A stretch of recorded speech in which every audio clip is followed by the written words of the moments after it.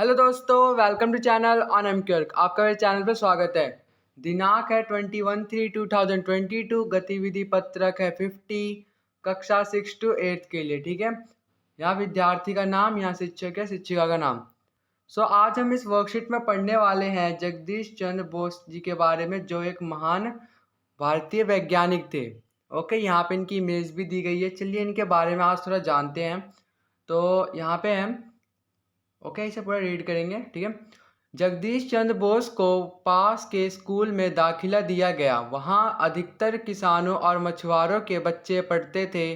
वे पढ़ाई भी करते थे, साथ साथ खेती और दूसरे कामों में अपने घर वालों का हाथ भी बटाते थे। उन बच्चों के साथ रहकर बोस ने जीवन की वास्तविकता शिक्षा को अपनाया। वहीं उन्हें शारीरिक श्रम करने की प्रेरणा मिली। सबको समान समझने की भावना पैदा हुई। मातृभाषा से प्रेम भी हो गया।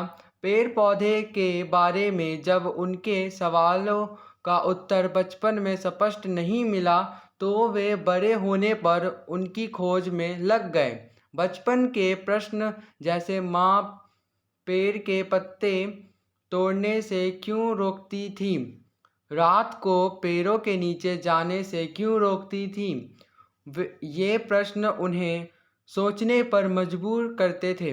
बड़े होकर उन्हें अपने इन सारे सवालों के उत्तर मिले। उन्होंने वैज्ञानिक रूप से यह साबित किया कि पेड़ पौधों में भी भावनाएं होती हैं। वे भी इंसानों की तरह दुख और सुख को महसूस कर सकते हैं। अपनी जिज्ञासु प्रवृत्ति के कारण आगे चलकर उन्होंने अपनी खोजों से पूरे संसार को चकित कर दिया। इसके साथ ही वे पहले ऐसे वैज्ञानिक थे जिन्होंने रेडियो और माइक्रोवेव तरंगों के बारे में पूरी दुनिया को बताया।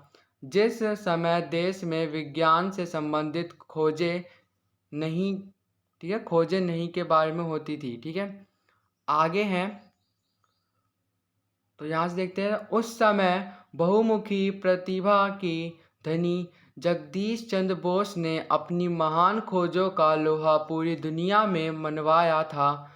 रेडियो विज्ञान के क्षेत्र में उन्हें महत्वपूर्ण योगदान की वजह से उन्हें रेडियो विज्ञान का पितामह व जनक भी माना जाता है। ठीक है, तो यहाँ पे रेडियो वेव तरंगों के बारे में दुनिया को किसने बताया था? ठीक है, तो इनका नाम क्या था?